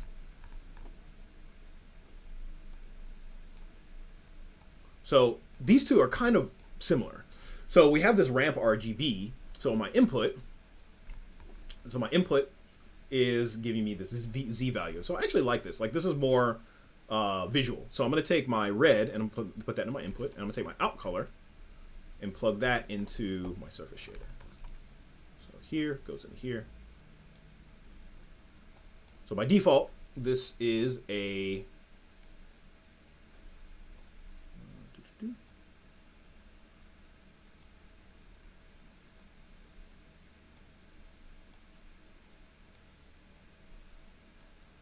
yeah, there we go. So I have to put this to custom. So this is looking at my U value or my V value. My custom is going to read this input. So what this is going to allow me to do is I can make these brighter parts brighter, and these darker parts darker. So basically, I'm taking and I'm remapping this color from 0 to 1. So I can tighten this up real. So I can move this over a bit, move that over a bit. Okay, so now I can take my out color here. So I'm going to re-plug in my layer shader. Out color to surface shader. And so now we're getting way more of that red on those edges. But now I want a lot of that red on those edges. So I'm going to take my out color R here, remember, because it's just that black and white information, and plug that into mix 2. And now we're getting, so now it's really much stronger. Much stronger. And now I can still control where this goes.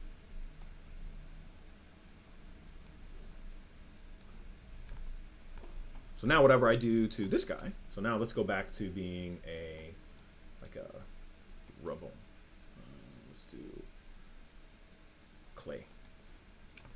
So now I've made like kind of like these rusty bits that stick. So this just becomes, this curvature becomes a mask. I can do the same thing. I can use my ambient occlusion, right? So I can take that out color, plug that into, actually not my out color. I can use my out color red, plug that into my mix. So now I'm getting ambient occlusion.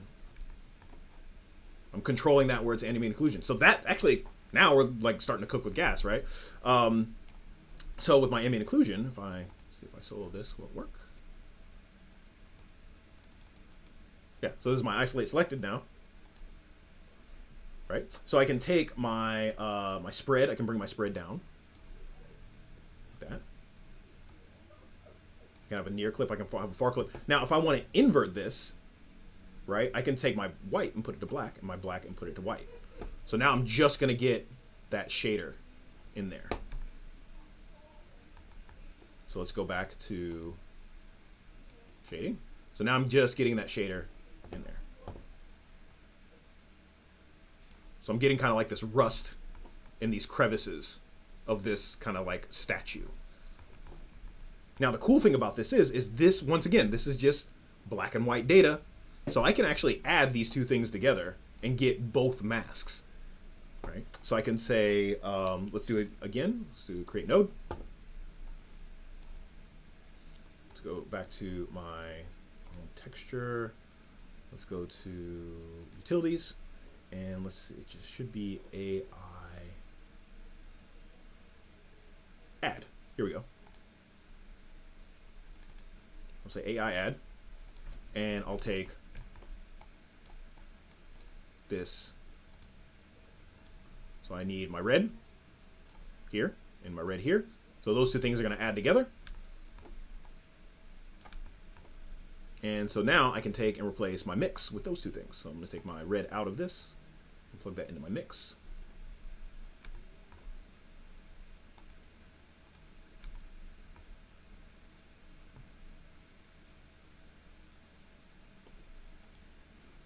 And possibly crash my in the process. I should have stopped my render. But what those things will do is like 0 plus 1 is 1. 0 plus 0.5 is 5. Now, what I may have to do is I may have to clamp this between 0 and 1 if this ever comes back. My baby dying. But you can see how powerful this is, and like, so you can use it. This is basically what Substance Designer is. Like, a lot of people love Substance Painter, but they're like, oh, Substance Designer is scary. It's the exact same thing. It's just with Substance Designer, you're using nodes instead of layers. It's doing almost the exact same thing. I mean, there are some extra stuff that you can do in Designer that you can't do in Painter, and vice versa. But remember, it's just black and white information. That's all it is. So we're just adding and subtracting black and white information. We're building masks. That's what a lot of this stuff is. It's just building masks over and over again. So I think my Maya is dead skis.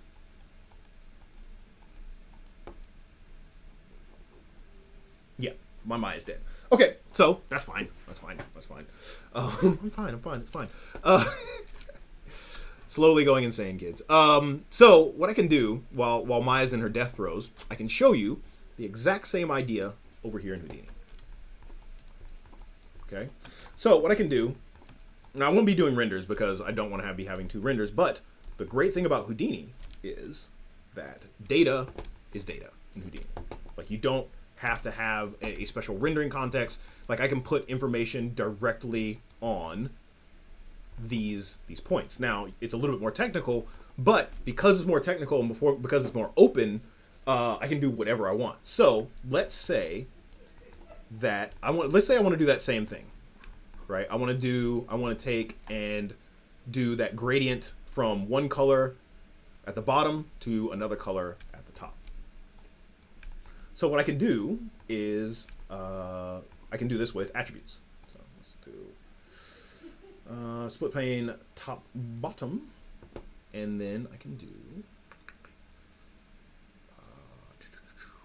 geometry spreadsheet.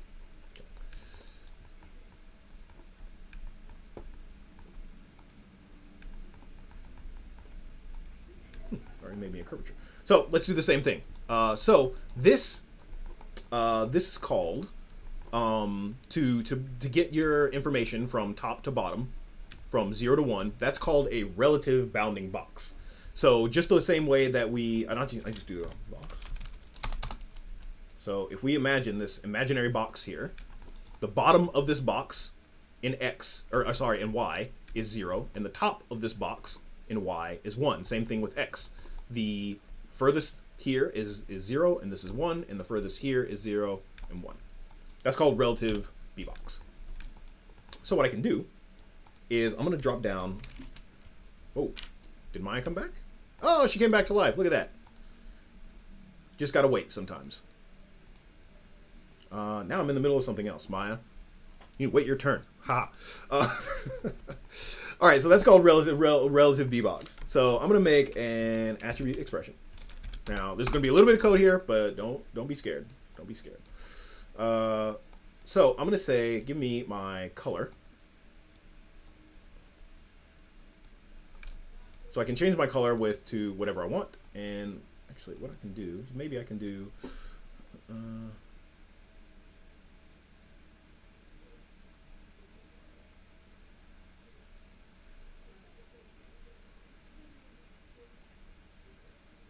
Nope, can't do it. All right, so I'm going to take my color, and I'm going to call this rel bbox. And let me look up the signature for this. Do F1 on this?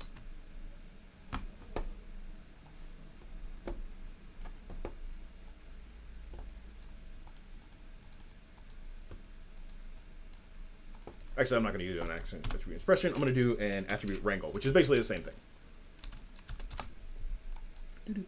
Bam, bam. All right, so I'm going to do vector.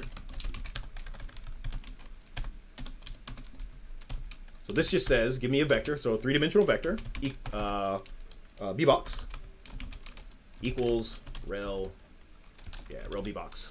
There we go. And with this, now I can get my signature. So rel bbox takes geometry and a position. So my geometry is 0, which is this guy. It's the first connection. And this is a little advanced, but you'll get the hang of it. And position.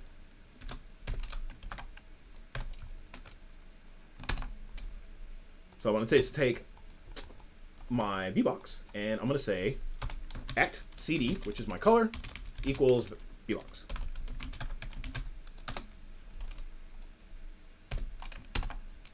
Bam. And look at that.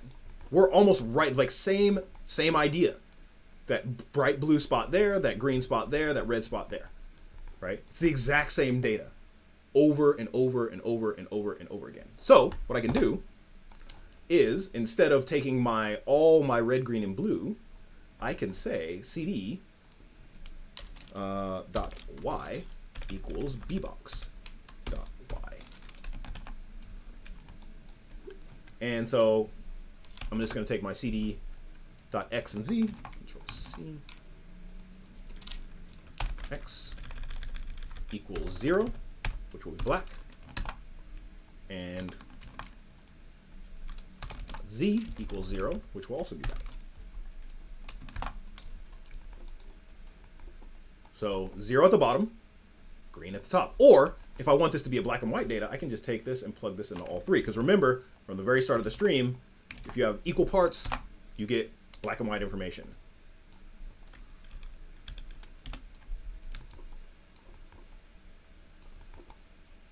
Cool. So now what I can do is I can do that same gradient. So I'm just going to do a color node.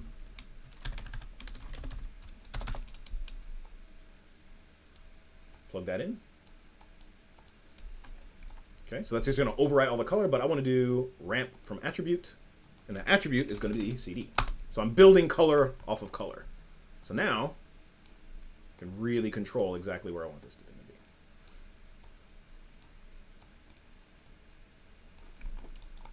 So there's that. So now I can just change these colors back to the two that I had in Maya. Let's look at what we had in Maya.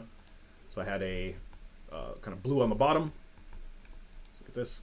Blue on the bottom, green at the top. We'll do blue at the bottom, green at the top. Quite literally the exact same setup. It's doing the exact same thing. And it's using all the same data, right? So this over here in Maya, right? This sampler, it's called point object, but it's the same idea. It's just the black and white information that is the extents of the object. So let's see if we can do the same thing that we did over here. So we did a layer mix as well. Actually, you know what? Let's just go back. But like this is the point. The point of this is to say that like data is data is data is data, right? Data is information. So you can do whatever you need to do as long as you know what the data that you're looking for. That's the hard part. Okay. All right. So we're back to here. Let me save this or break something else. Let's save scene as. I'm gonna put this in the same folder as my other stuff.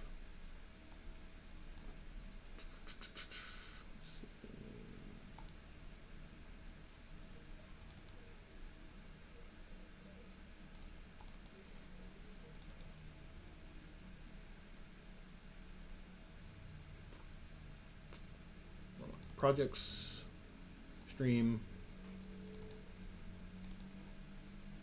Yeah, head demo.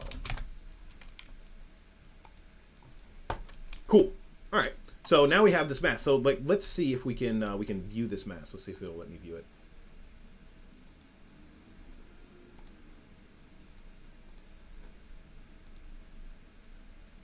Right. Yeah. So this is adding. So if I look at this guy here.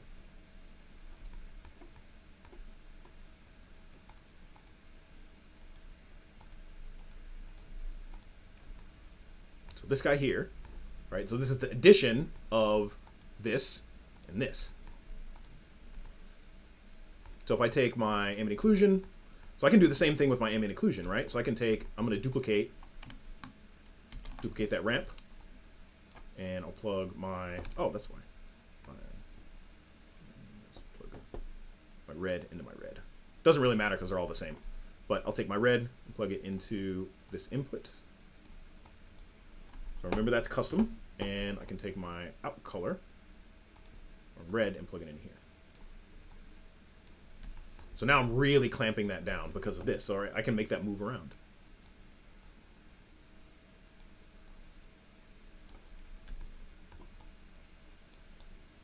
So this is how you can get like dirt. And so basically this is the long and short of it is like this type of thing. This is what Substance Painter is doing. Right? It's just finding, it's taking that information and making masks and then doing stuff with that mask. Like once you understand what the data is doing, I can't stress enough. Once you understand what the data is doing, the world is literally your oyster.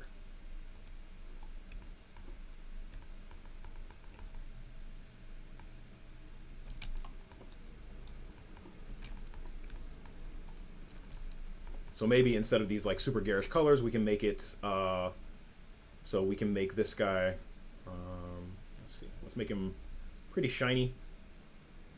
He's already pretty shiny, so let's roughen him up a little bit. Look a little plasticky.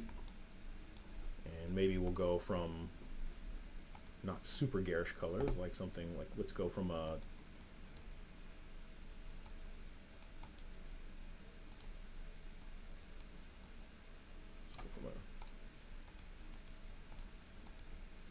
dark blue to a little bit lighter blue.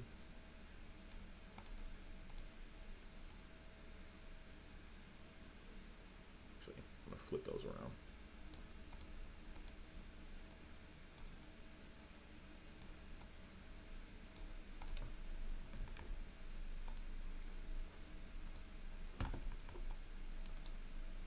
Yeah, so now this looks like a rusted kind of metal. And with this, I didn't do any, like I haven't, this isn't using any UVs at all. It's just using the geometry. That's all it's doing, is using the geometry, which is amazing. So these layered shaders are incredibly, incredibly powerful.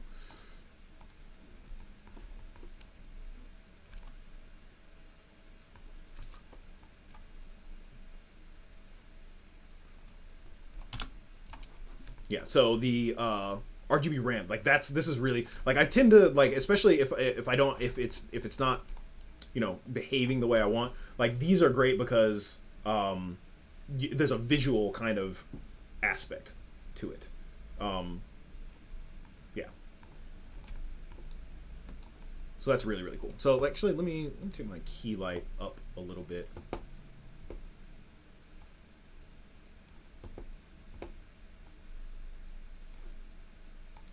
Fill.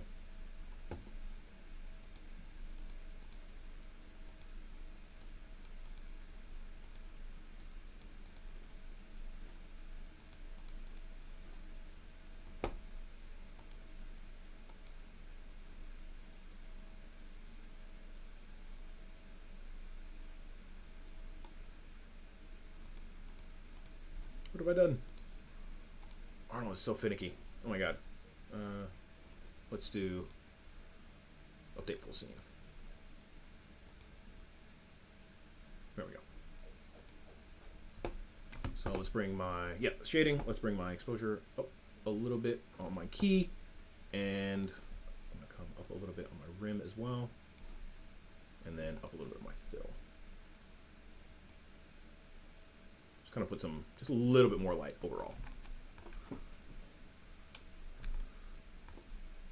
So yeah, that's pretty cool. Like, and this is 100% dynamic, right? I can do whatever I want. So okay, so the last thing I'll do is let's put some maybe like some sort of moss or something that goes over the top. Like that's just over the top of everything. So moss generally grows on things that are pointed upwards. So I can also use my, so this is my point. So I can use my, let's see, world point, flip to normal,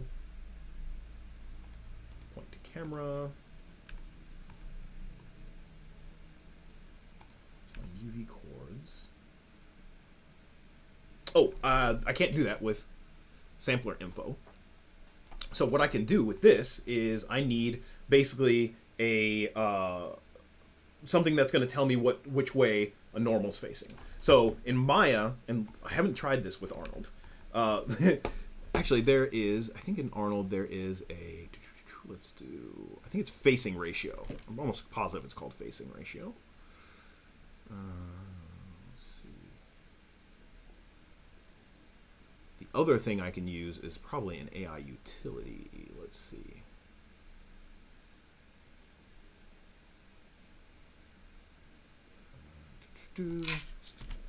AI facing ratio. No, because that's going to go from the camera. Let's do AI. It would be my dot product. No, that's not what I'm looking for.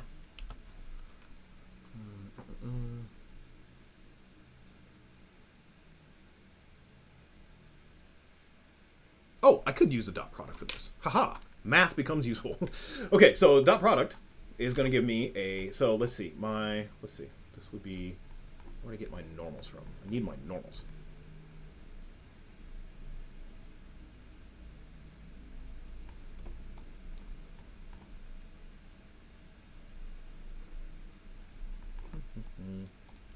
Actually, no. Let's do, so we'll see if this one works. So the there's a node in Maya called snow, which is very, very strange. But all it is, it's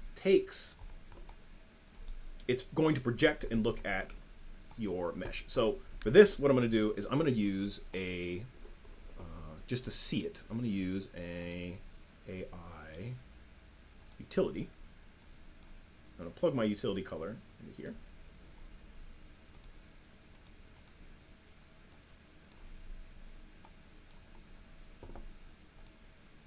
There we go. So this is just shaded, and I'm going to see if it'll read this color. So let's do out color, to color.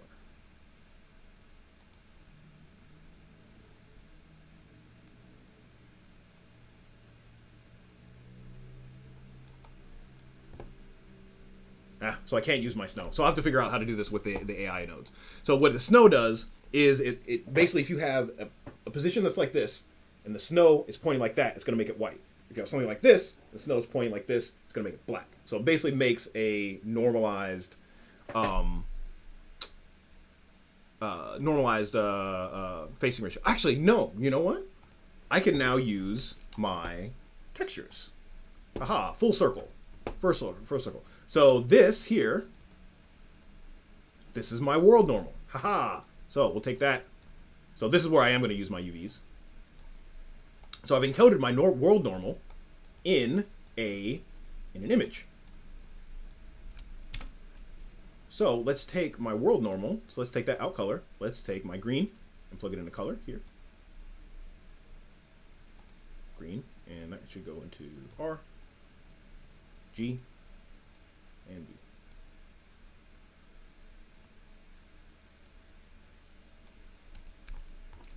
So now this looks like there's a light coming from directly above, but it's just the color, right? So, haha, now we can take, so we're building another mask. So we can take that same AI ramp.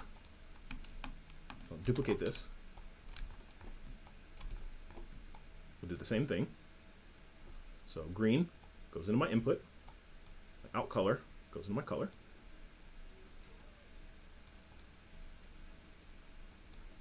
Let's refresh this.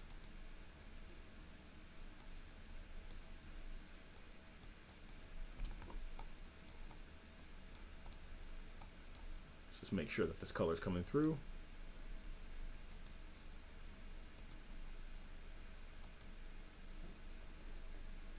Really doesn't like what I'm doing right now.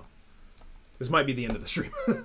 I'll pick up where I left off, where this left off, where I leave off today in the next stream, because this type of stuff is really, really important.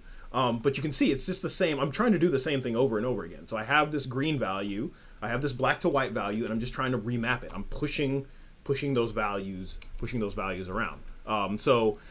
If you like Photoshop levels, curves, remap values, gradient maps, these are all using the same idea of black and white data. So yeah, so this was a fun, like, it was a little departure from what we've been doing, but sometimes stepping back and ooh, I have a GPU error, that's what's going on. So sometimes stepping back and looking at just like raw information and raw theory is good, because moving forward you'll have a better understanding about what's going on in the actual software. So this was a little all over the place. I had a good time. It's always good to get back to fundamentals and make sure that I still know exactly what I'm talking about. It was a bit of a ramble. So next week we'll probably finish up with this, and then we'll take everything that we've learned over the past couple weeks and apply it back to the palindrome bot. So thanks for joining me. Have a good rest of the week. I really, really look forward to these streams. I hope you guys do too. And yeah, I will see you in the next one. Take it easy.